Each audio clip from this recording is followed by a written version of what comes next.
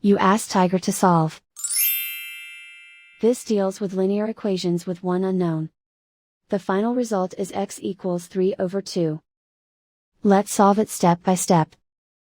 Group all constants on the right side of the equation.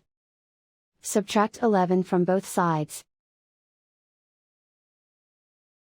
Simplify the arithmetic.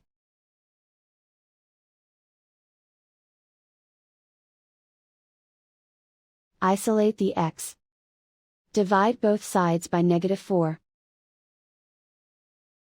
Cancel out the negatives. Simplify the fraction.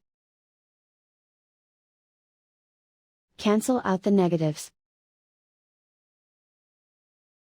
Find the greatest common factor of the numerator and denominator. Factor out and cancel the greatest common factor. And so the final result is x equals 3/2.